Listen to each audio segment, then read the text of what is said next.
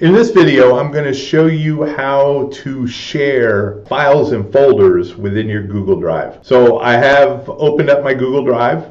I've renamed a folder so I can bring it to the top of the list. That way I don't have to scroll as much. And what I'm going to do is show you how to share a file first. I'm going to go into this folder. So I double click and I'm inside this folder. So I have some documents, I have a presentation maybe that I want to share. So some of these are already shared, and I can tell that they're shared because they have these couple figures there, and that indicates that it's being shared. What I can do is go ahead and check on the sharing for this. So the way that I do it is I right click on this and then I am able to share. You can get a shareable link. This is a quick way of doing it, but I prefer to be very specific on who I share it with, so I use the share, the plus button. So another way to do that is also you can select that particular document, and over on the right hand side there is the same button that allows you to share. I'm going to go back to what I was doing, right click, I share, click on that. So when you are sharing, there's different levels of sharing. The most restrictive is you're not sharing with anyone, so they are your personal files. The next level up is you can indicate specific people that you wish to share with. So I can spell it right, I can put Corey's name in there and click on her address, and I could share it just with Corey. So just Corey and I could work on this particular document. The next item over lets me know what rights they have. So they can edit, they can comment, they can view. View is most restrictive. That is, you're only allowing them to see the document, but not to make any changes. Comment, they can add comments using the commenting feature on the document. And then finally, edit, they can fully edit the document. When I send that out, Corey will receive an email, and she would be able to go in and make edits to that document. That is one way. So I'm going to cancel this because I don't want to fill up Corey's email with unnecessary information.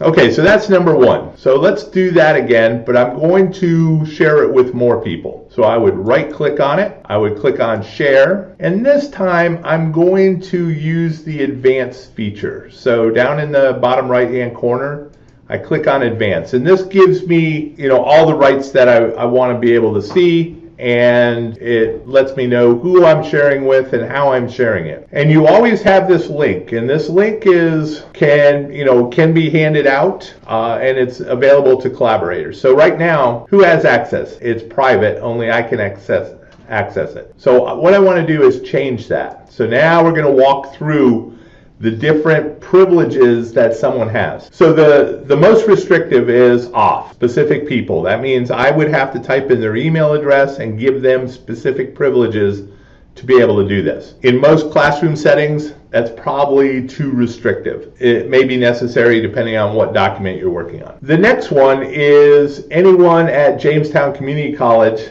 who has a link. This means that they have to log into Jamestown Community College into their Google Drive, just like I'm in my Google Drive right now. They have to log in before they access it, and they also have to have the link. So they click on the link and then they can access that particular document. That's good in many cases, but you're adding the extra burden that somebody has to log in. If you want to reduce that, there's other ways, but that's a possibility. Below that, you have the access rights. So you can decide what you want to do. You can have them view it only, add comments, or edit, depending on what you want to do with that particular document. The nice thing about having someone log in is then you can track the changes by who did it. And there's, you may be working on a collaborative document for your class and you want to know who has contributed. Certainly, this is an option. The next option up is anyone on Jamestown Community College. This means that I could go into my search and do a search, and if it's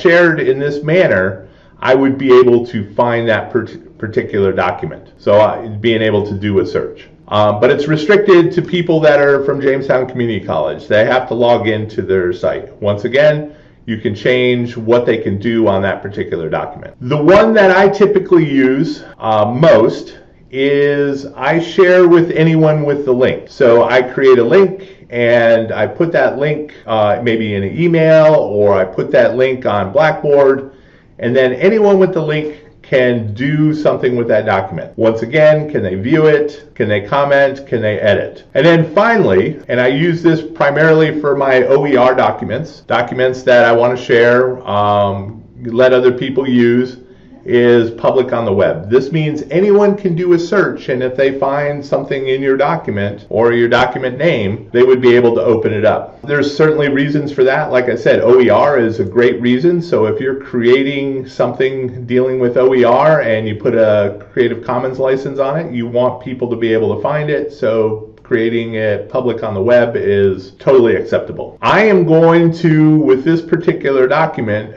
share it with anyone with the link. And I'm going to restrict it to only viewing and save. So I'm going to save that document, and so now it's listed. Here is where the rights are. You have other options down at the bottom: prevent editors from changing access and adding new people, and you can disable options to download, print, and copy. I typically don't bother with those. I do all my control up at the top. So here is the link. Once you have the link, you can copy it. So you Control-C will allow you to copy that particular link. And now I am done. And you'll notice that we have these figures next to it, which means that I have shared it. So now I am going back into Blackboard. I'm going to go into Blackboard, because this is one of the ways that I would typically share it. So I would go into Blackboard, and the content I would build is a web link. So it's my new document, and I would put the URL in. If I wanted to, I can provide any other descriptions and the rest of the stuff, tracking views, and make that available and submit. So now students, when they see this new document, they can click on it and it will open up in a new window, and there are the instructions that I wanted to provide. Right now, because I am not in my JCC account on this particular window, I have my personal account open. It lets me know that this is view only. So that's the only thing that I can do. If I wanted to edit, I could certainly request access, but this is view only. So let me go back to the other document and I'll show you. Let's make some changes to the document. So if I change this, maybe this first part of the text, make it bolder, and more noticeably, let's make it red. Okay, whoops, that's the background. I don't want that. I actually want the text to be red. So now I have that red text. Immediately, when I go back to the other document, back into my personal account, voila, it is already changed. So this is the power of being able to use a Google document in your class. Is if you get something that's not correct or you have an enhancement, you just need to make the change and voila, it's passed on to the rest. So that is about sharing a Google document. The other option is to share an entire folder. So let me remove this these rights. I just have it off for specific people, and let me do the same with my test document, take off those rights and off. So now, I'm sharing it with two other people. Let me see who I'm sharing it with. Let me throw those folks out too and save changes. Okay, so none of the documents are now being shared. Another option that I have is I can share a folder. So I'm going to use this test folder. I want to share it. So the same process is I would right click on it. I would click on share and then go to advanced, and I would decide how I want to share this. So in this case, I'm going to let anybody with the link be able to share it, and they can view it view only, or they can organize, add, and edit. So I'm going to start with view only.